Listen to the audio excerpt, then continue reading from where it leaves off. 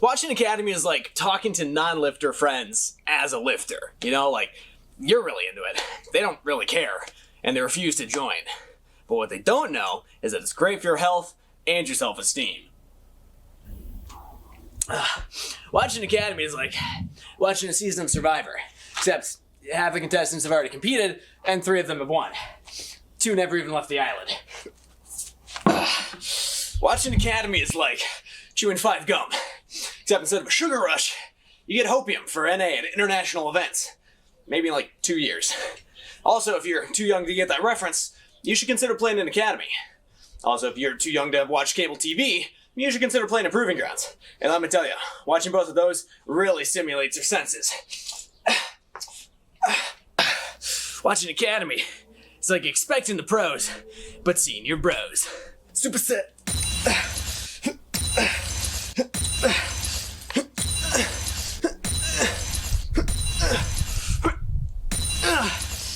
Oh, call that one farming the wave. Yeah, you're not supposed to show the weights, man. What the hell? Watching Academy is actually watching Academy. Not just clicking like on Twitter. That doesn't count, and neither do you.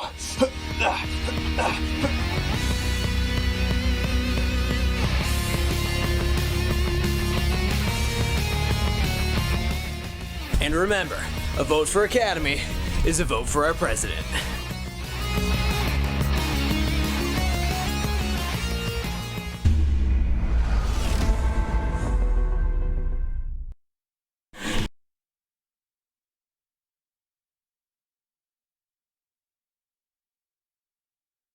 Welcome everyone, and we are here for the 3rd week of the LCS Academy 2022 spring season. I'm Azelle, joined by my lovely host for the pre-show, Kangas, my roommate, my friend, my brother. How you doing? I'm doing today, well. buddy? I cannot believe we're 3 weeks in. 3 weeks. Oh, It's going so fast, man. It's terrifying. It's going so fast. But before we jump into everything Academy related here, Mazel, we do have to catch everybody up on what's happening at the amateur level of League of Legends, because the circuit qualifiers have wrapped up the first circuit qualifiers, and a big congratulations and round of applause to 100 Thieves Next for taking the whole thing, sweeping the finals, only dropping 1 game throughout the entire event. It's absolutely insane. So the future of North American talent is looking bright, and Golden Guardians Academy taking 2nd place, still making it to that finals. I still impressive from them, and a lot of people rank 100 Thieves Next. A lot of these players can't even play in Academy. They're too young. But a lot of people are looking at this team as like the future Academy superstars. So it's great that they are already having this, explosive of a performance out the gate. Absolutely. The fact that, it continues to just breathe excellency, the 100 Thieves organization. So it's impressive to see, and with their new team, with their new blood, it's all too exciting. But we got to talk a little bit about the craziness, Kangas, that happened here in Academy in week number 2. All right, Immortals looking mighty fine, dropping all their games. FlyQuest taking the dubs. Oh my god, it was such a week. And they got a 2-0 against Immortals. So it was like the reverse Udo card there for FlyQuest. It's awesome to see them get their first wins. Harry also on Team Liquid Academy, I think looked really good. Like he wasn't skipping a beat. So cool to see these storylines coming together now, already going into week 3 here. But current standings wise right now, it is still CLGA Academy at the top, 7-1 right now. And then a little bit lower are 100 Thieves and Dignitas sitting at 5-3.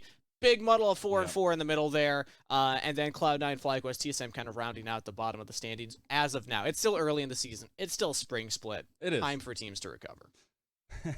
Exactly. It feels good for FlyQuest to have some people around them, right? Have some stake in the game there. But I'm just excited as we continue to flesh out these rosters, as we continue to get the real rosters in and the full might of these teams coming through, because that's what I'm super excited about. And getting to see that as we look at maybe a little bit of this week's, because when we see a lot of the players, we see a lot of the talent stuff on the teams, we also get to see a little bit of them on some social media. So Kangas, I do believe that you have some stuff prepped. I do. You were scouting out the talent, the content throughout the week. So what do you have for us? Let's go ahead. Anybody who knows me knows I spend way too much time on Twitter. So this is a lot of content that I was able to find from the teams putting out themselves. I'm going to run you through some of the highlights here, Mazel. First off, congratulations to Arrow! He's actually announced to be on the Players Show, the Paramount Plus one. I think this is super cool. I know that this is a big story in the League community overall, but we have an Academy player actually in there, so that's pretty sick.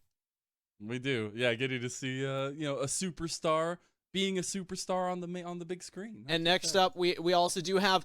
If people should probably know already, the Smite Enchanters top are terrorizing solo queue. We haven't seen them yet in North American competitive play, but if this tweet is anything, look, this one right here. Now. This one right here. Down, look at the bottom of the screen.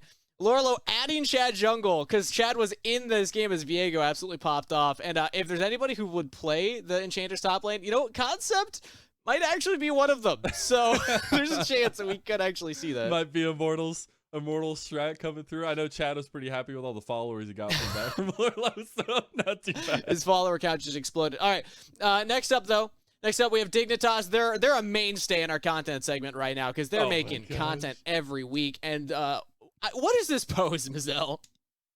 It's from Dodgeball. I don't even know if these players are old enough to have watched this movie. Like, there's somebody pulling the strings. There's a puppeteer in that team right now. Can we get the same pose? Giving them references. Can we get the same pose here? Let's get Lennon. Well, you gotta have the whole axe. They have to have the whole thing. Yeah, there you go. There you go. Yeah. Well, you know what? We'll show Dignitas how to do it. All right. We'll stay tuned. We'll have some tutorials. Honestly, I don't even think we can do it better, though. They're doing a great job. Next up is a different look at a team, and a different team, and a different pose. FlyQuest Academy. After their 2-0, understandably wanted to celebrate. I think Tomo might be celebrating a little too hard right here. I'm not sure what's going on the right side of that screen. Philip's just getting choked out. Philip is such a nice guy. I got to interview him last week. He's so kind. He's so nice. And then you have Tomo just putting him in a headlock for the winning photo of the 2-0 victory. I'll say there's gentle headlocks. It's like the nice. Oh, it's kind of like a half hug. That one looked.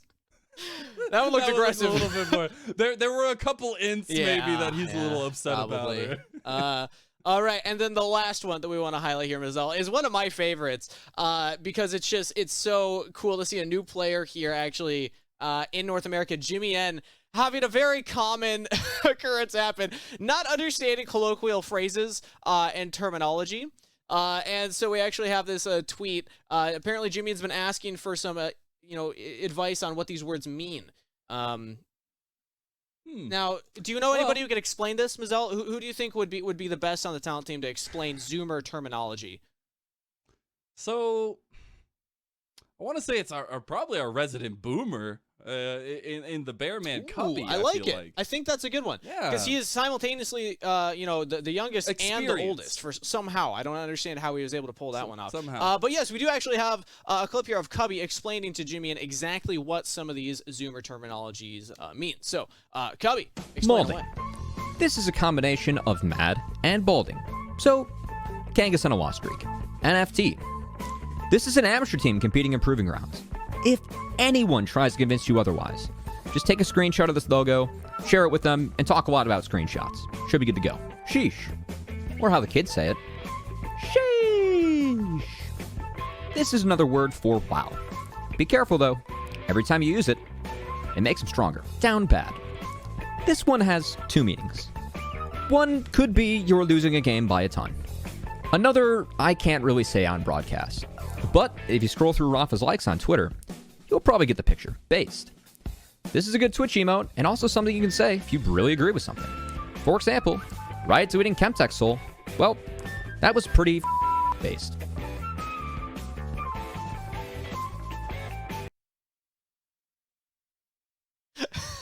I'm dying over here, man. The Rafa Twitter one gets me, man. Every time. It's so good. It's so Jimmy, and I hope that you see this service that our boomer/Zoomer Cubby has done for you, and that you are accepting of it, and that you learned something, because You learn something new every day. At least you I try. think we all learned something new after that one, Mazel. But that will wrap up everything that happened last week and leading into this week. So now it's time for us to bring your conversation into what is coming up ahead of us, Mazel. Now, you already said earlier on the show that a lot of rosters are actually getting their initial intended roster this week. This kind of seems to be the week everything's coming together. I believe Violet for Golden Guardians Academy is the only player that we haven't had confirmation yet.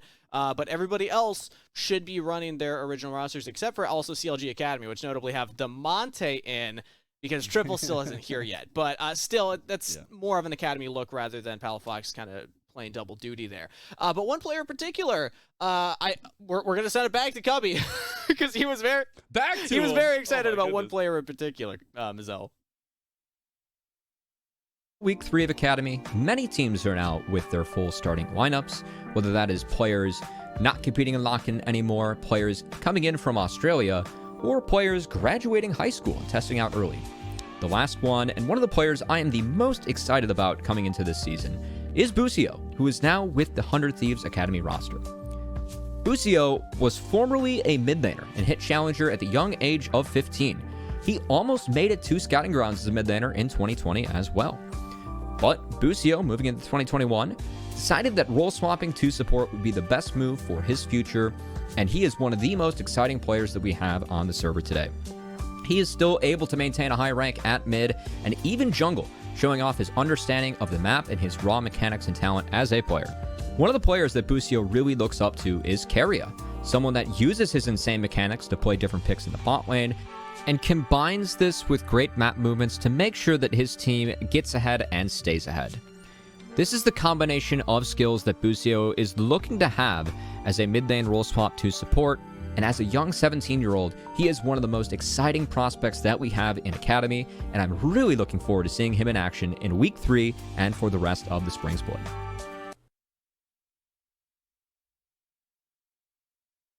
Always love hearing from Cubby and getting to hear about a little an entrance maybe this week that we are all very excited about, and welcoming Busio to the Academy. Exactly. Busio is somebody that's got a lot of eyes on him. And again, very young talent coming in here. First time, having an opportunity like this to show off on a big stage. So eyes will be on Busio going into the week, obviously. But who gets to cast those games, Mazel? Because we got 2 streams, right? So we can't cast them all. I think we do. I'm really excited. So we're gonna break down the schedule a little bit here.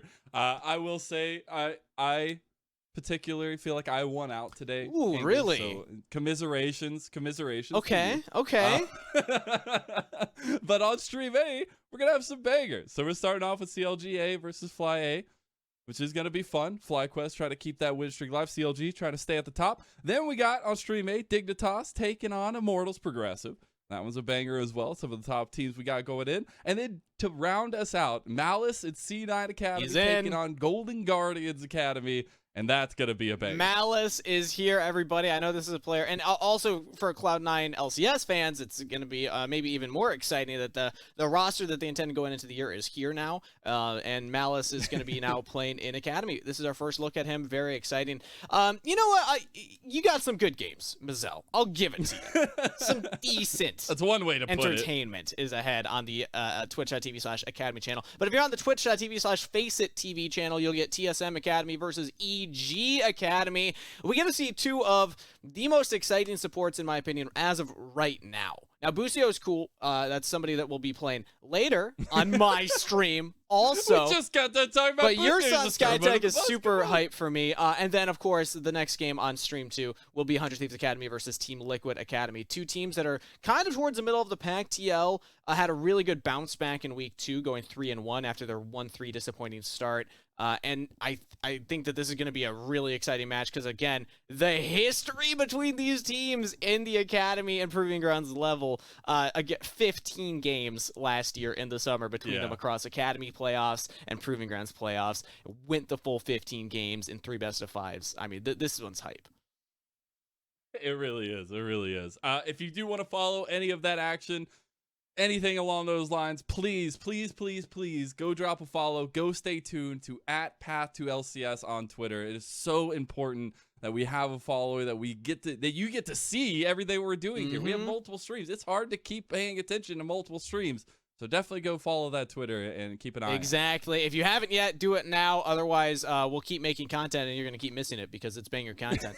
We're just going to keep doing our thing regardless of what you do. But, Mazel, that is it for the pre-show. That is it. We got to get ready for our games. I know we got to go. All right, can I Vegas. actually? I got a new camera right now. Is it mirrored? Okay, it's on this side. Let's do a fist bump. This time, we're going to make it happen, Mazel, okay? It's not going to work. It's going to work. Are you ready? 3, 2, 1, production, cut!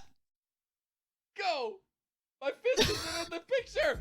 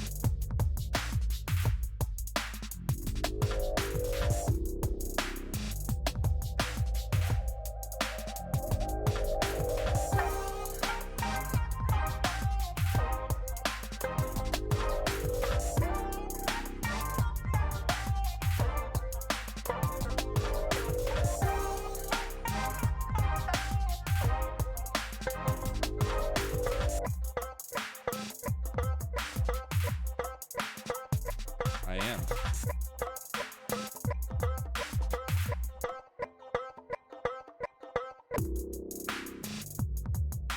Oh, welcome, everyone. I think I can't see the program feed, but welcome. We are going to be doing CLG Academy versus FlyQuest Academy. It's going to be a banger. I'm joined by our analysts, our casters, our something. I've got Cubby and I've got Magical. And guys, we got a long day ahead of us, but it's a lot of very fun games. As I said in the pre-show, I feel like we kind of won out in the streams. I don't know. I mean, the other stream, they do have TLA versus 100 Thieves Academy. That is a rematch of the Academy playoffs and the Proving Grounds Summer Finals. But I'm excited for some of the games that we have here, especially this first one, CLG versus FlyQuest. FlyQuest finding their first 2 wins in surprise fashion over Immortals. And I want to see if they can show better form, keep on improving against the hottest team that we have in the league right now in CLG. Exactly that. Magical, we'll get your thoughts on it in just a second. But we got to bring up the CLG roster because it's a fun one. I mean, obviously, top of the table. Again, we can make the jokes. You don't have to squint your eyes. You don't have to take the smudge off your glasses. Like, they are good. They are sitting at the top of the table. They are 7-1. And it's very exciting that this team has been able to turn around the performances that they have. Yeah, and we even have something exciting today with the roster. We don't have Palafox playing, but unfortunately not Triple either. Still having some issues getting him over, so they have brought in their coach, DeMonte, to play in mid lane. Pulling a 6A. For a bit.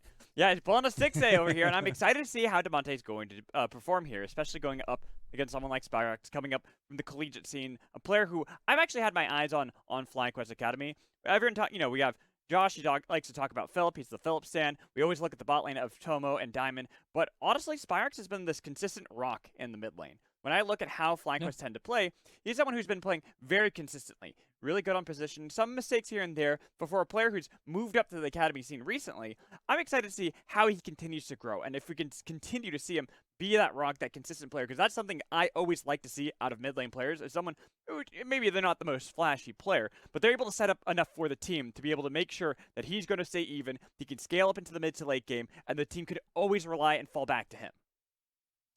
I will say it's going to be a tall task as Damonte for Spyrex, but very excited to see him attempt to do so. But we got to look at the real focus for us, and it is this bot lane battle, this bot lane duo, because both of these two sides trying to bring everything they can to this bot lane. The meta's working out perfectly for them, but this is where we're putting our spotlight today. And I think that when it comes to these two players, I mean, this is, or two bot lanes, I should say, they have some history. I know that Prismal, he won all of Academy in 2019. Breezy came over in 2020 spring.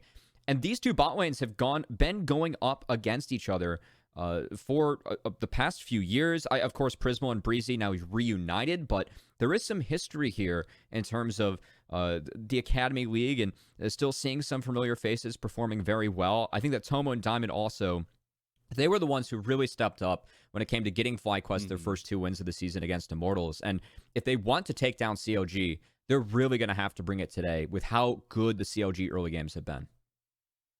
I just love the whole conversation. Like, do you miss your ex?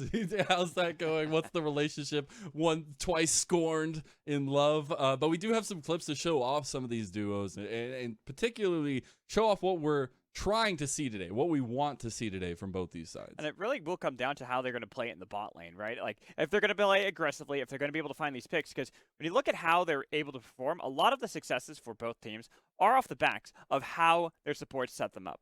Like, you can just see these hooks, too, are just absolutely insane. To be able to set up the side of CLG so they can make sure Chad wasn't able to steal away the Baron there. These are just plays that you want to see out of your bot lane, how they're working and synergizing with one another. I see Chad on the side of CLG, not on IMT in that clip, just saying. But Prismal flashing forward on the FL is huge, but this bot lane is deadly. And, I mean, it's deadly in the sense that Prismal is carrying games as things go late, but in the early game, Prismal is averaging being up 805 gold at the 14-minute mark. 805. If you have that lead as a team, that's a major lead. Prismal has this as an individual. I think it really speaks to how well CLG is playing out these early games, especially their Rift Herald rotations. CLG has been dropping some rifts to make sure that Prismal gets funneled. That's been really paying off for them as the game goes on. And Prismal is someone that always positions aggressively, is always going for flashy plays. He hasn't been getting caught out as much. He's playing very good League of Legends right now, especially on his Aphelios, which he's been on for 3/4 of the season, and want to see if FlyQuest takes that away from them. But just really quickly to interject, you look at Tomo and Diamond, really similar. They like to play aggressively. They like to look for people out of position. That blitzcrank, I want to see it. I'm betting it's going to get banned today, and it's going to make me cry. It's going to be interesting. Well, guys, I guess you'll find out pretty soon as Champ Select is ready, so take it away. I am excited. Thank you so much, Mazel. It's always good having you, and we'll look forward to seeing you back in the halftime show. But for now, we got to get ready for our first game here. It is week 3, and as we already talked about, CLG, they're sitting at the top. They're sitting really comfortable up there, while FlyQuest, they're coming off of a 2-0 upset over Immortals, and if they're able to take down CLG now, they will be the Titan Slayer, the team that takes down the top teams. And when it comes to CLG, thinking about them, I think that they've been doing a lot of good things in the early season, but specifically for me, it's been that early game. Averaging being up 2,222 4-2s at 14 minutes. So the leads that they're doing and how they're doing it, it is around Rosethorn and his 3-wave plan, something that I think Joshi really intelligently has been citing throughout CLG's season. But also doing it without even taking teleports. I know that speaking with Doklo before the games today, he said, you know, with the TP changes, there are a lot more matchups where you want to take aggressive summoner spells. I feel like early on in the season, we've been able to find some more of those angles, and we have been able to cash those in. As CLG last week, they won 2 games without taking any teleports. That's something that no other team has been doing. And CLG, not only have they been doing it, but they've been executing upon it and winning games. You've said a lot of smart stuff there, but I'm still sad. No Blitzcrank. Thresh is up. Of course, Zeri finding the ban list. Blitzcrank Cubby. Well, when you're going to first pick Thresh, you got to take that off the table, man. Magical. These are the rules. I suppose you're right. But then, of course, FlyQuest are going to answer with taking that Aphelios. Jinx is still available, so they can easily grab that. Another good pairing with that Thresh. And with Yuji going on to the Jarvan, that has been one of the champions he's actually been preferring throughout this split, really liking to go on to that. I am surprised that it is the Jarvan for Yuji, given that the Thresh is that old school counter, given the fact you can FLYA the EQ. And this does open up CLG to match that lethal tempo marksman and now counter the jungle. I was expecting them to 2-3 Jinx and Jarvan, but that is now denied. And I'm curious how CLG responds, as it's not going to be the Jinx, it's going to be the Varus off the bat.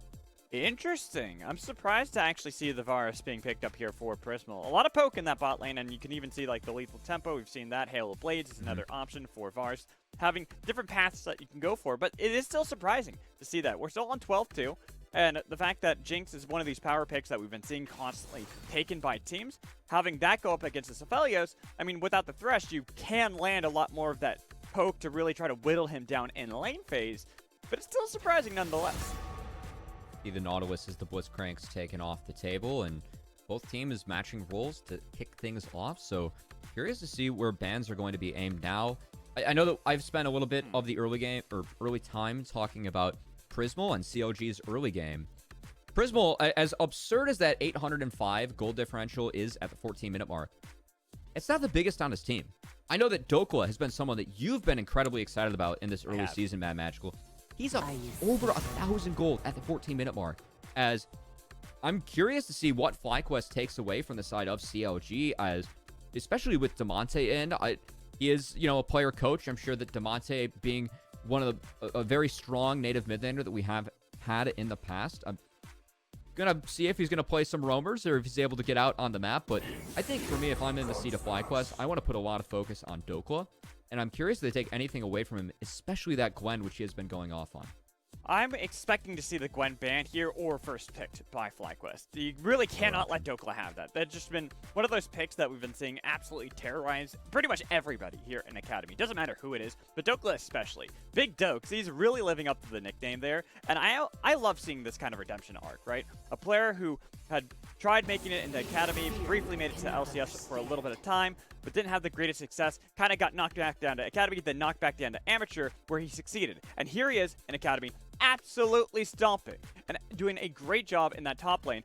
I mean, we went into the season expecting Darshan to be that member we were really going to focus on, but Dokla, at the moment, since we haven't seen Darshan play, has been overshadowing him. And I want to see how he's going to go up against someone like Philip. A player that Joshi, he's really excited about. He's a stand for, but this is still a player that needs to prove himself, and the only way you're going to really do that is taking down someone who's been playing out of their goddamn mind. And I know on the side of Dokla, talking with him before the games, he was pretty blunt, as Dokla usually is. Not much for a lot of words, but I thought what he said, I always like to ask players, like, hey, do you have anything else that you want to share?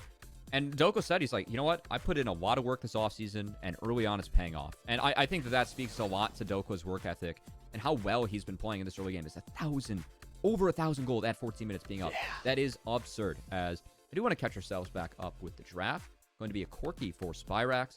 Damonte on his Orianna. Control mage player. Good to see Damonte back. And then the blind Renekton as Philip looking to counter with Gragas. I would like this a lot. But it makes sense to go for the blind Renekton, right? Gwen's banned away. They banned it themselves, not wanting to let FlyQuest be able to first pick that. The Gragas as well, something that Philip has been playing oftentimes in the top lane. A good neutralizing top laner. This is kind of like why we saw Graves there for a while top lane, right? He's a good neutralizing factor, can push in the wave. It's hard to actually get near him. Gragas is even tankier. He's pretty much the same thing, just in a fat man suit. Hey, man, nothing wrong with Fat Man Suit in the top lane. No, not at all. I'm just saying, it's like, he's a good meatball. He's someone that you can rely on.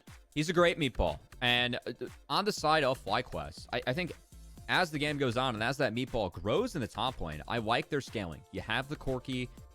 Yes, there were some Corki changes. Not yet, as we are still on 12-2 with Zeri enabled now. So the package is still going to be coming in at 8 minutes. I think that for the side of CLG, I really want to see if they can get the ball rolling with Damonte in the mid lane, as they have been doing with Palafox. 7-1 to start the season. They are 2 games up on everyone else in the standings. And they've been doing it with these blistering early games. They've definitely indexed towards that with the draft. Want to see if they can execute as they have been doing all season. Well, and FlyQuest is one of those teams that also has been having a really good early game. The problem that FlyQuest tends to have when we look at their losses, right, is that 15-minute mark. 15 to 17-minute mark seems to be their weakness. In lane, they do great. They're able to get these leads. Eugene Spyrex look like they're able to team up, but there's always just this thing missing when it comes to that 15-minute mark that we need to see them really fixing, especially against a team like CLG, who we know will be able to capitalize on the slightest mistakes. I think that's appropriate. I know that catching up with Philip, it's something that even he cited. He said, we're playing pretty well mechanically early in the season, but we're struggling to work together as a team. We've been working a lot on that these 3 weeks of Academy, and they're really hoping that shows even more today. I know that their coach Soul Strikes, him and Juves, of course, have that oceanic background. Pretty excited to go toe-to-toe as two coaches, but even himself on Twitter before the match started said, we've been getting better, and we really want to show that today. Make sure that we're good to go on the Rift, and excited to see if FlyQuest can show us some of that early in this best of 2 as we are about to spawn into Game 1. We are getting underway. It is Week 3, Day 1, FlyQuest Academy. They're right now on their first win streak, getting 2-0 last Friday against Immortals, but CLG, the top of the table, have all grouped up here into the bot lane. Looks like Diamond, a nice ward to make sure that he's not stepping out and getting caught. Pretty standard stuff from Diamond, even though he's not going to realize that everyone is here on CLG. Well, now he will. As intelligently, I like this play from CLG. So they do show everyone on that ward, but Damonte hits double 2 now off the first wave, as it is important to get ahead early in this matchup as Orianna into the Corki. You get outscaled and outranged as time goes on, but if you are able to pressure in the lane, you can potentially set up dives or open up windows for roam, something that Damonte always specialized in as a player, getting out of lane and having that big impact on the map. And looking at the composition around him, you got a Renekton, you got a Zinzhao. These are great ball delivery tools to be able to get a good shockwave off. You're going to be able to rely on that, plus you have lockdown out of Prismal, out of Breezy. I'm actually looking at this I was talking about the 15-minute mark and how FlyQuest have kind of struggled around that, but CLG almost seems like they've drafted a composition meant for that 15-minute fight. I think that's a good call, and I want to see if CLG can hit those windows as hard as they have been hitting them in this early season. Just kicking off this game, both junglers pathing towards this bot lane. We're curious to see if we get these guys trading a bit more aggressively, knowing they're going to have the junglers in their back pocket. And it seems like UG will skip over the Krugs, so should be able to hit that bot lane timer a bit earlier. Yuji is one of these players that was kind of an unknown going into the season, right? Yes. He was this player who came in, he briefly played in collegiate, but there isn't very much known about him. A player coming in from Mongolia, someone that everyone's been hyped about and wanting to see how he's going to play on the academy stage, but has had pretty good early successes, and this is why I still go into that mid game. And I want to see how Yuji is going to play up against someone like Rosethorn, who has also been incredible at these early game ganks. You think the Rek'Sai game that he had in the first week where he was just absolutely out of control, his Lee Sin kicks as well. Yuji's got a lot to go up against in Rosethorn. Curious when these two end up clashing first, as, of course, both junglers pathing towards bot.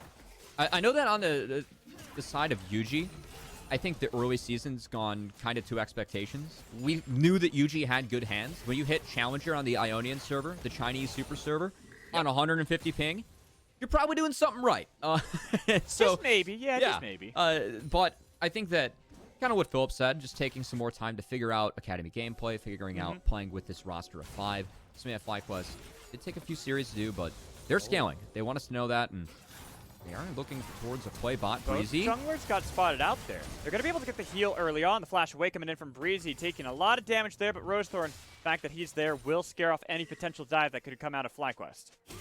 Was a nice play from Breezy, which forced the trade of flashes from Diamond. If you time that when Nautilus's dredge line bounces back, you can actually make sure that he isn't able to connect with that auto attack. Well played there. And this is good for FlyQuest, because look at how this impacted the jungle matchup. UG now able to obtain that bot crab. Could threaten the hover mid where CLG doesn't have vision, and that's forcing Damonte to play back. So actually nets Spyrax a free reset.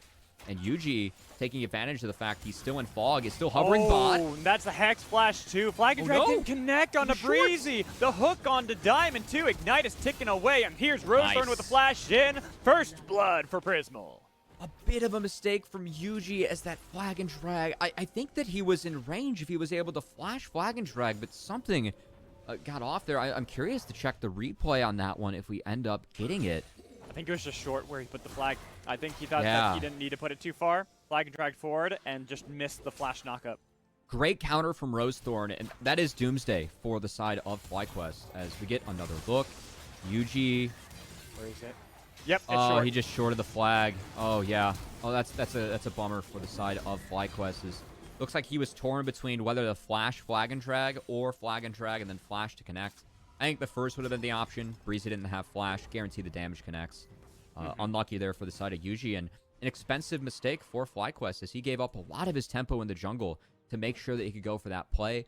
Gets turned upon by Rosethorn and now has a big item advantage on top of experience, and I want to see how Rosethorn's able to punish, because early season Rosethorn has been fantastic in the jungle. And this is what we kind of were talking about just a minute ago, right? Is that Yuji is this player who's mechanically before that been an outstanding player. That was an uncharacteristic mistake out of him, but Rosethorn is one of those players in the early game especially who knows how to capitalize on those mistakes. And his pathing, he pretty much read that Yuji wanted to go for a regank in bot lane. If I were to do some overreactions 2 weeks through Academy, I would say that Rosethorn is the best jungler and most improved player that we have in Academy. Thinking of his time with Golden Guardians, I know they had a great finish in Proving Grounds in summer, but that lineup failed to make top 6 both regular seasons, spring and summer. And the fact that Rosethorn has been able to turn that around for Proving Grounds summer and now run with it on this new roster with CLG, he has been the best jungler that we have in the early game in these 2 weeks of Academy. And to see him really go from someone who, I mean, even thinking back to his time with Team Fish Taco in 2020 in Amateur, that team was rather abysmal. We were kind of surprised he got in Scouting Grounds, and now we're looking at Rosethorn like one of the strongest junglers that we have up and coming in Academy, where the jungle talent pool is stacked. And it reminds me a lot of, if you think back to Blabber, when Blabber first came in and played in Scouting Grounds, a player that wasn't super hyped up, got picked up as a substitute for Cloud9 Academy, and now look at where he is. Rosethorn is having a very similar trajectory. That's a heck of a comparison. I don't know if I'd be that aggressive, but if Rosethorn can keep on playing at this high level. I'm just saying. Blabber Okay. Wasn't super hyped up when he first stepped onto the stage, and now look where he is. I'm a big Blabber fan, by the way. Rosethorn here, looking like he wants to get this gank onto Spyrex, but with no flash available, the Shockwave will pull back Spyrex just to get the flash. Nice play by CLG to make sure they net a summoner spell. This could open up Spyrax for potential dives, and I know that it's been a quiet early game, Magical, and we are approaching the Rift Herald. And I'm curious to see if Spyrax and FlyQuest can pick this up on the package timer. Because we are still on 12-2. That 8-minute package is deadly from Corki if it is able to connect. And I want to see if FlyQuest end up going for that play, because they are a bit behind on the map right now. But with Rosethorn taking this dragon, they will have a small window to try and fit in that Rift Herald. Especially because he's doing it solo. Not getting any assistance from his bot lane nor his mid lane. Forcing a recall out of Rosethorn if he wants to actually contest that. It's going to make it at least a little bit of a window, like you're talking about, for FlyQuest. But the fact that Spyrex hasn't backed, nor does he have TP, that still gives enough time to Rosethorn if he wants to back now. But he had to channel it right at that moment if he actually no, look, Spyrex is still in mid lane. They're going to wait a wave, and they do have the bot lane rotating, which is curious. We're going to have to see if CLG matches. Something that I think CLG has been doing really well in the early season, and part of the reason they have such big gold leads is they're playing the Rift Herald swaps really well, and making sure that Prismal is always the beneficiary of Rift Herald, whether CLG obtains it or if they trade out for it. This is one of the few times I've seen CLG actually fully contest, as Prismal and Rosethorn will be late to the fight. Yeah, exactly. Dokla is kind of stepping up like he wants to look for a fight, but there's nothing they could really do. They're a little bit too late for that. That dragon take ended up really slowing things down for CLG. And a bit of a mistake as potential resources lost is the opportunity cost of those plates that CLG have been so good at funneling Prismal in the early game. Now go to the wayside as Prismal's rotation was slow, did not connect, and FlyQuest get that first Herald. So I am actually curious. I just want to get your opinion early on. Okay. UG with this Rift Herald, where would you, if you're a coach for this team, want to see UG use that Rift Herald? I think you got to funnel with Felios. I think that has to be the move for FlyQuest. Either that or you just take some plates off mid. There isn't a lane that they can break, and given the fact that FlyQuest is scaling throughout this game, I really like their solo laners compared to CLGA as this one goes on. FlyQuest are in a decent game state. They're only down just a bit over 1k gold. They have Shelly in their back pockets. If they're able to funnel that onto Tomo, I think that could put FlyQuest in a good lane state as the Spyrax next base will have that mirror mana, will stop having mana problems mid, and should be able to catch up and farm against Demonte. And UG seems to be on the same page with me, moving to the bot lane, has Shelly in the back pocket, is spotted, but should be okay for the side of FlyQuest. Yeah, there's the ping onto them. They know that UG's there. Sprinting. Yeah, he's there, but he will be spotted out by that control ward. UG's going to cancel the back. Might actually want to put up a fight against Rosethorn if they can catch him out. They're already rotating up, looking to see if they can get the pull in. Rosethorn was smart on that one, had Breezy behind him as well.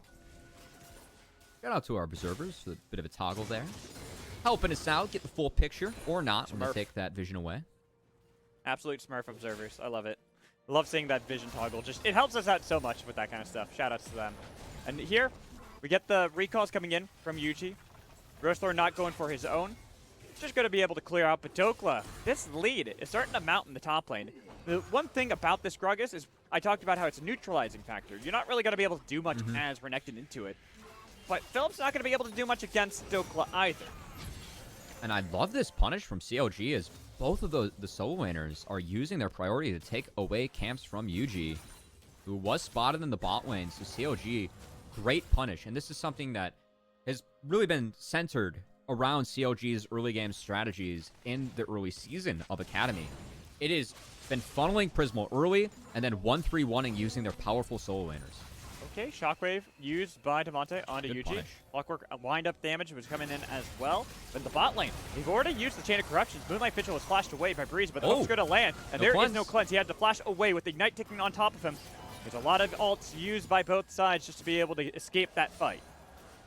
Rosethorn's on the top side of the map, so cannot punish, but potentially forcing bases out of FlyQuest. Not bad for the side of CLG. And the last couple minutes of play, they have extended their gold lead to 2k. So I know I mentioned the game state's okay for FlyQuest, but I like how CLG are doing stuff with this solo lane pressure. Demonte taking away camps, getting summoner spells out of FlyQuest. Now I just want to see if CLG, and especially Rosethorn, can capitalize off of a few advantages their laners have been able to obtain. And this is why I'm looking at the timers, and I was talking about that 15-minute mark, where CLG are set up pretty well for that. They have gotten a lot of these key summoner spells out of FlyQuest, and it's 12 minutes into the game. We're not going to have a flash available for Tomo by the time that timer comes down. Bit of a deep breath here, Mad Magical, as we are having the second dragon spawn this game. Cloud Dragon is already taken by CLG, so no Cloud Soul is a win for them. Shelly going to be thrown down mid. Not going to get the charge, though. The play. Tragic. Oh, no. Nicely done by Breezy.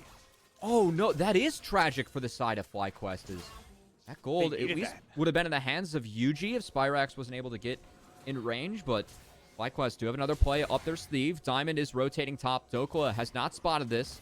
Is backing He's away. level 10. I'm a little worried for Tomo and Diamond there. So it appears FlyQuest just seeding this dragon. They know that they can't contest with the lead that CLG has, along with the early picks that they have in their draft. So putting the bot lane top to make sure they get some plates on Tomo and Diamond. I do like this trade for the side of FlyQuest. Gold on Tomo is going to be more valuable than gold on Prismal. I don't think they would have sniffed that dragon anyway. So I think this is a good attempt. And I want to see if they go for this dive as Dokla getting very aggressive trying to go for this wave. But it's still a Renekton. Not Breezy's the easiest rotating. champ to be able to dive if you try for it. Yeah. As you can tell, that UG realized that as well. Dominus was available for Dokla. Would have been a risky dive. And they call it off. I think it was a good hover from Breezy off the reset. And now COG. Spyrax does have flash up again, but at least they take some mana out of the Corky's pool. But I think we're going to have a relatively slow game state. I would not be surprised if FlyQuest seeds the next Rift Herald to CLG as well. And, I mean, you mentioned that CLG have a 15-minute comp.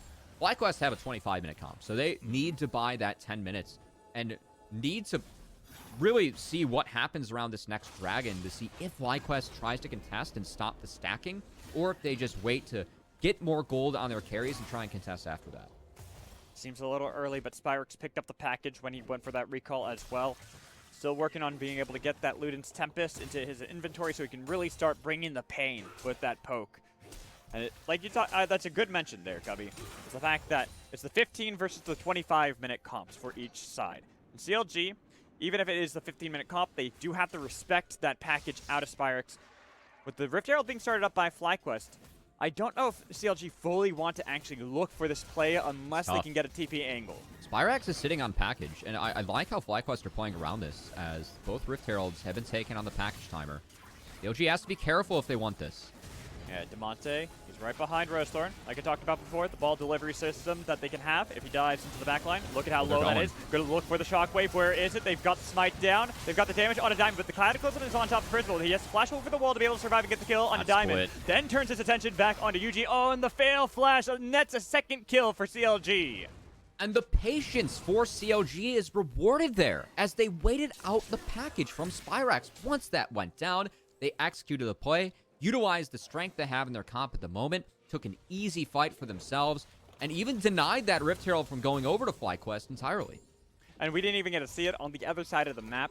Dokla was fighting with Philip just to ensure the fight was going to stay a 4v4. No TPs. Much better for the side of CLG, because then they don't have to worry about getting split up by that explosive cast out of Philip.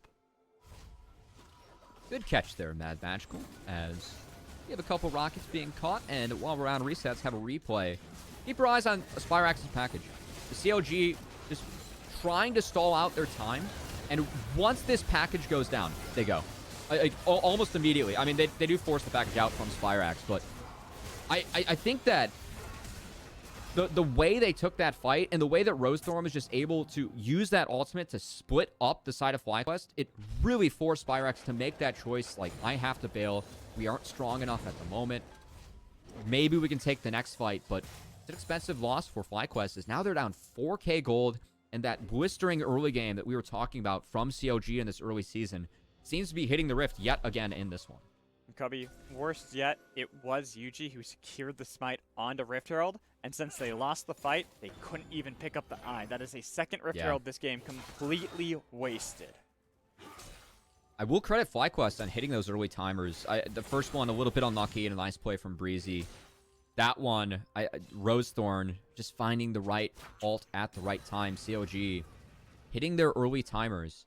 And let's see how hard they push this, because this point of the game is where CLG is really strong. You have that one-item Renekton. The Thality Varus is going to be hitting like an absolute truck at this point as well. And look at FlyQuest. They are really struggling to get out in these side lanes because of how strong CLG are. They really have to respect that. One arrow there, nearly got Tomo down to half. If it wasn't for the red guns, he'd be in a bad situation to even contest this dragon that's coming up in about 45 seconds. That CLG already have the inside track on. And I don't think FlyQuest can contest this. If I'm FlyQuest, I'm trying to make a play on a side lane, but the way the CLG are setting it up and playing around this, look at that ward on the top side from Dokla by FlyQuest red buff. Dokla is so safe being that far up in the top lane. He will know very early on if anyone from FlyQuest is trying to rotate. Now FlyQuest, they're the ones that have to be scared on the side lane, as Spyrax Early flash. respect flash.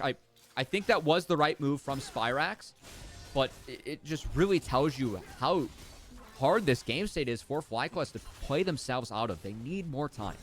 Oh, he 100% had to flash there. I agree with you as well. If you don't flash, you're just dead. But because you flashed, because you had to bail on the turret, that is more gold into the inventory of CLG. They already had control on the bottom quadrant of the map, so they can get themselves the third dragon completely uncontested by FlyQuest. And it's because of how CLG are playing out their sides. Prismal is just the mid-prio bot, and Dokla, Demonte have been murdering FlyQuest in these side lanes. Now, Philip and Spyrax, they are scaling. It's a Gragas and a Corki, but CLG haven't given them any windows to make plays and have been taking away a lot of resources from those pieces of FlyQuest comp. And instead of it being a 25-minute comp at this rate, it's looking like it might be more of a 35-minute comp. They have to keep on falling behind like this. We'll see if it even gets to that point of the game, as 6k gold lead Ocean Soul on the table for CLG in 4.5 minutes. The Purple Worm does spawn here in a minute. And I want to see how aggressively CLG postures for this one. Their Baron take is not the fastest. They have the Leandri's mid laner, but it is Poke Varus, so I think that CLG might be threatening the Baron to bait FlyQuest into bad positions. I want to see if they can execute upon that correctly. As at the moment, it's still a pretty slow game for both squads. We kind of expected that from FlyQuest, but CLG, even if it's slow, it's controlled. And I like the style coming in from them. They constantly are having these great macro calls where they're in the proper positions at the right time to be able to deny a lot from FlyQuest. Even you just think about that Rift Herald test where they could deny that and then get the fight that works perfectly for them, because it was that 15-minute mark that we had talked about for CLG. That's when they had the power, and they already had a 2,000 gold lead. Now look at it. It's ballooned to 6,000, just shy of the 20-minute mark. On the bright side for FlyQuest, they have hit their first timer, as the Miramana is available and fully evolved for Spyrax. The Andres looks to be the choice as well for the Corki against some health stackers. A little bit different, but I must say I'm not against it. I think that the Andres is an item that's being a little bit slept on at the moment. I agree with you, especially like you said, against health stackers. It's a good adaptation coming in from Spyrax, but it's just when does that get completed? Does it get completed in time to actually stop CLG from just completely running you over the map? Because at this rate, you have 2 items in the carries pockets for CLG. Damonte, Prismal, both of them have the 2 items. We're just waiting for Prismal to be able to upgrade it to that Muramana.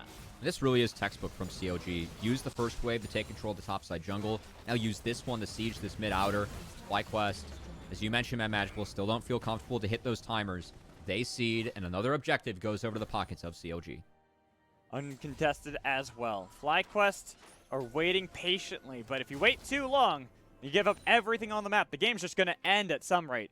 I got to see FlyQuest mounting some sort of defense. And this is something that FlyQuest is struggling with in this game, but every team that has gone up against CLG has struggled with. As CLG, in their games, they've had a major lead 59% of the time in CLG's games. The next highest is 100 Thieves at 36%. That is how dominant CLG has been in the early season. And it's week 3. It seems like that has yet to change, even with Damonte in instead of Palafox. It's the same CLG, the same dominance on the Rift in this game 1. Well, this is where we have to bring back up the topic of our pre-show, right? Prismal and Breezy in this bot lane. Looking at how they played. They got the early kill. Rosethorn was able to gank and give that over to Prismal. So he could start off that lane phase with this Serrated Dirk, and now they've been able to translate that further so they can have all that damage. Diamond looks squishy in comparison. What do CLG do off that pick? It is a timer where they could threaten this Baron. They have 90 seconds until Ocean Soul is on the map. But it could be risky from CLG. They might just use this pick to get a clean reset, but Rosethorn's looking. That's one blue trinket out. Yeah, actually getting a little bit of aggro from the Baron. Maybe just trying to see if they can bait in FlyQuest, UG. Not really falling for it, though. We're going to be able to get back towards his team, losing control of the brush right outside of red, but it's all worth it to make sure that they deny it the upper hand on that Baron.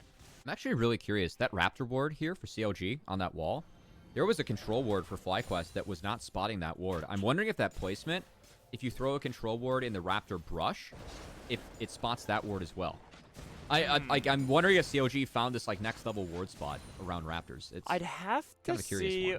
I'd have to see exactly the position next time we path over it, because depending on where it is, it could definitely get blocked by most positions. About to die. Oh, no, it would have definitely been spotted out there. The way they had the control ward positioned in that brush, it did not spot it the first time for FlyQuest. Always the small things that I like to see pros, limit test, or sometimes with scouting you can't find an advantageous position like so. And speaking of that, advantageous position for CLG, full river control going over to them. Spyrax is coming out of base with the package. We have to see if Spyrax can hit this timer hard with the rest of FlyQuest. Especially now that we only have 15 seconds until the Ocean Soul is going to be available for CLG. They've gotten themselves a lot of control on both quadrants of the map. Top bot inside of the jungle of FlyQuest. They don't even need to put any control in their own because they have everything they could possibly want. And look at Rosethorn. Look at the position. Spyrax is still trying to clear out the minions in the mid lane, and that's not really going to be able to net him too much. They got to be careful in this fight. Varus ult does go wide. Now we're on a flank. Whoa, Spyrex was able to split up the team. That's a lot of damage onto Prismal, and they've got Rosethorn going golden. Dokla is in the pit, but he has to flash it because they have Rosethorn flashing away. The knockback in with the Clask as well. They've got one kill. Dokla is going to be the next target, but he has to get over the wall to be able to survive. A beautiful execution coming out from FlyQuest. CLG, they dropped their jungler. They're going to go for the steal, but this should be the objective going over.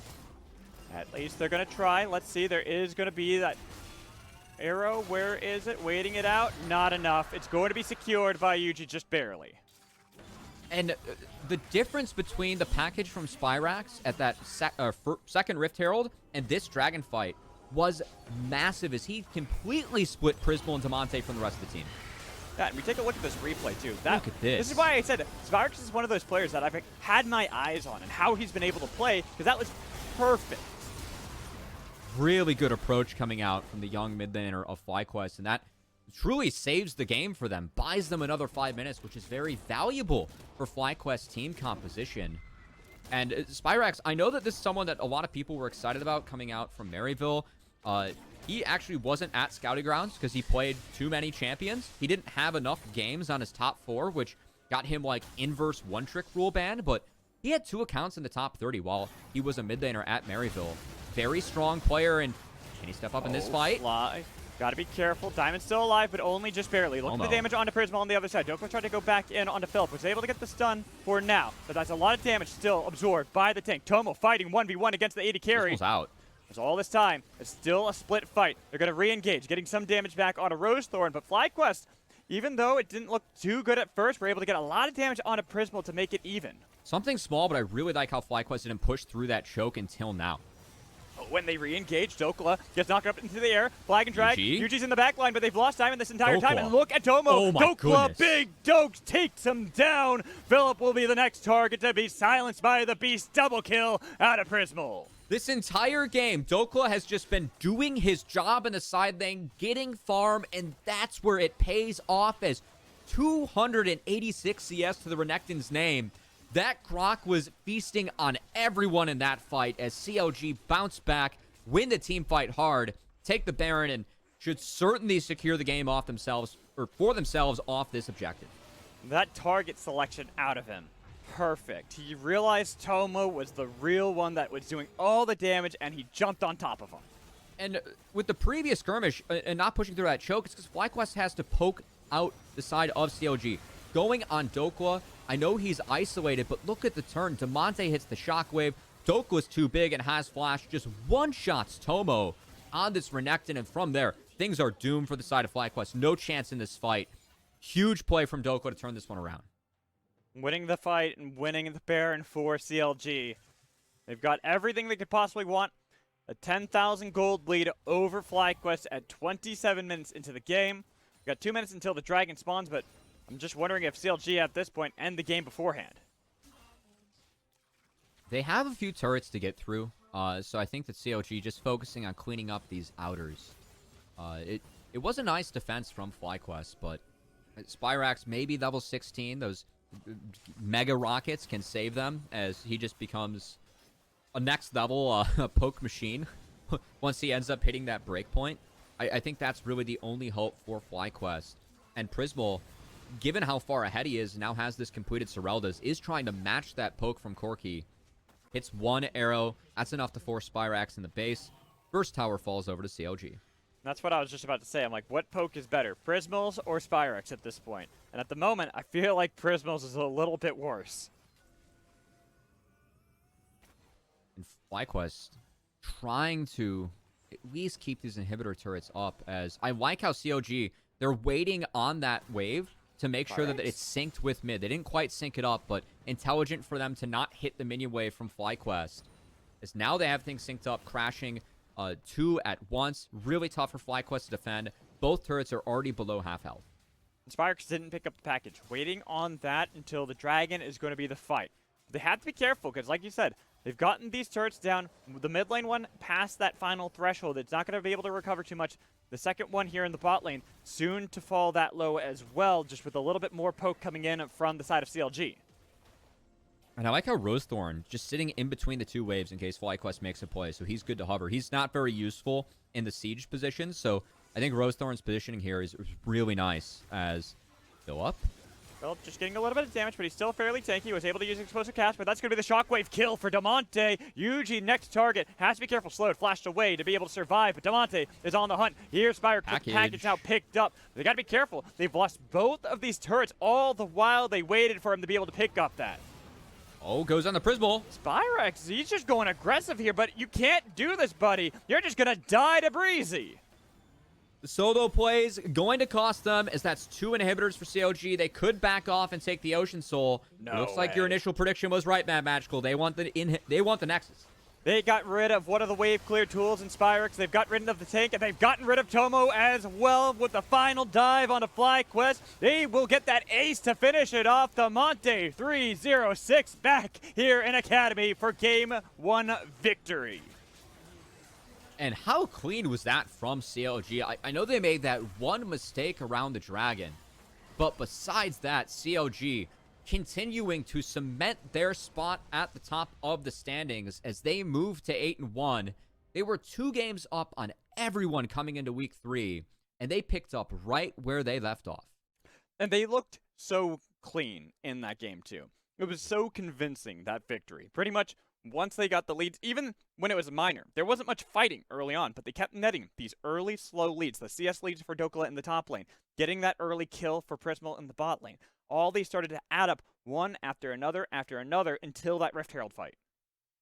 And I like the approach from FlyQuest. This is something that we saw a lot out of them in the spring of last year when they were still trying to come together as a team, playing a lot of scaling comps, being really respectful of the power spikes of the enemy team. And for the most part, that game, FlyQuest they got the first 2 Heralds off of good map movements and utilizing the power of that Corki package. They just weren't able to cash in on that. They never gave themselves a leg to stand on throughout that game. And despite the one good team fight around the Dragon, that was slowly put to the wayside as Dokla and CLG, I mean, the prominence that these players have in the side lanes and the domination that CLG has had in these early games, an Academy team is going to have to try and beat this. And right now, there is no one in the league that's coming close to what CLG is putting together in this early season. Not at all. They are looking so convincing with these victories. The lane phase, the macro too, on how they're able to work together. They just seem so cohesive. They're playing 3 lanes really well. They are. And then you have Rosethorn, who's playing the jungle so well. It's a tough combo to beat. I'm curious to see if FlyQuest can step it up and try and topple them in game 2. But CLG, man, early season, really fun team to watch in Academy. Mm-hmm. But we're going to toss it to a break. When we come back, we'll have Mazel with Le Perspective Academique. There we go. I hope I didn't butcher that, Lennon. You'll have to let me know when you come back from a break. We'll see you there.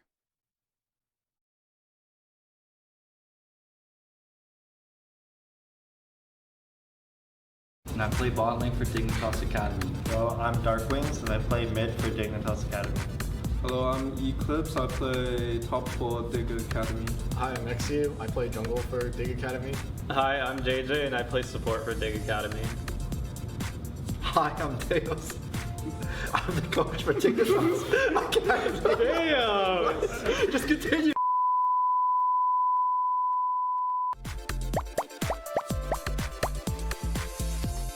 What is JJ's favorite musical artist? I wish this was Deos. I know it. I'll make it easier. One of his top 5 favorite artists. Maybe like Taylor Swift. Yeah, I was gonna say Daniel Caesar, because I've seen him live like 3 times. Other than that, maybe like Anderson Paak. I don't know. I'd have to think about it more, but Taylor Swift's definitely not up there, so. What's the punishment? Here, you read it out loud. Arm wrestle Bobbin. Oh, shit. I don't think it's gonna be close for you. Yo, guys, we got a match. Don't injure yourself. Okay. Okay, wait. 3, 2, 1, go. I'm fucking dead. You want to try 2 hands? I tried to sneak it, like, Two hands, you know, two hands, I tried two to, hands. like, sneak attack. 2 hands. Dude, it's just gonna make me look worse. All right, from like this angle. Yeah, go ahead. All right. 3, 2.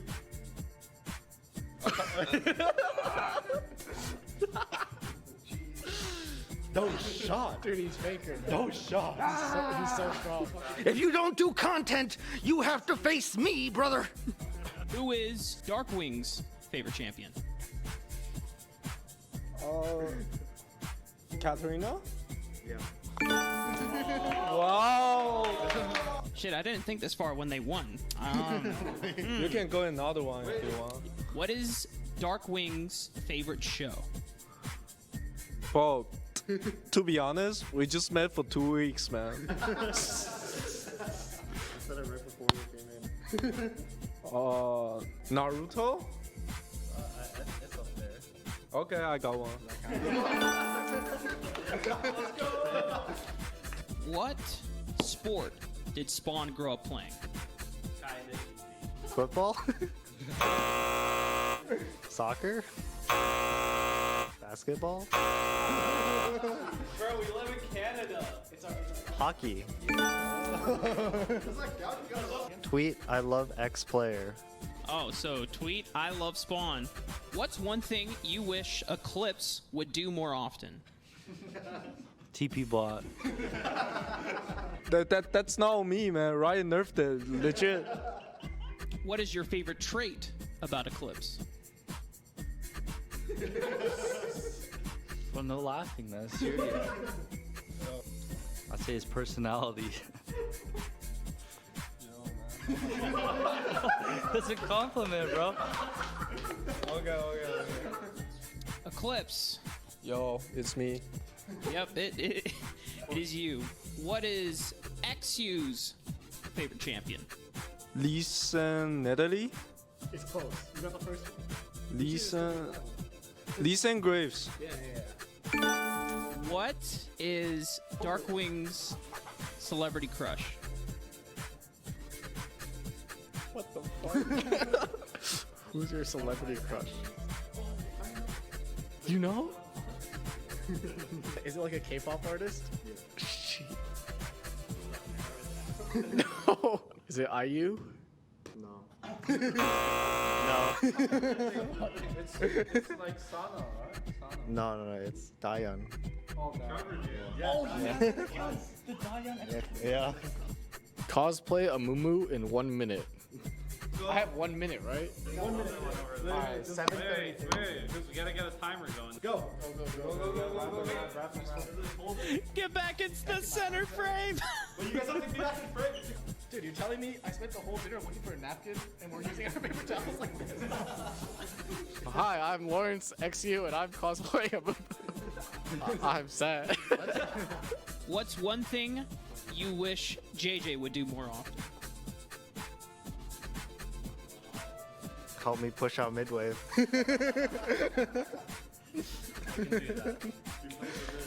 What is your favorite trait about Spawn? I have so much to choose from. I would say his sense of humor. It's pretty good. Makes me laugh a lot. Nice. Thank you. What is Spawn's least favorite champion? There's like a couple champions he bans in solo queue a lot. Fiddlesticks? Nah. I mean, you ban Fiddlesticks a lot. That's like number 5. Okay. Yumi, Sona, or Senna. Okay, well, yeah. Any of those, bro, you're golden. But Fiddle, man. You got the... Wait, is it Trevor gets to pick my next champion in ranked, or everyone gets to pick my next champion in ranked? No. Spawn gets to pick your next champion. Okay, I got it. Vega or support. I am evil! Stop laughing! What is Deos's favorite candy? I'm gonna go with Skittles. I don't like candy. It was a trick question. I'm gonna give you one more question. What is Deos's best looking physical feature? Let's say his smile.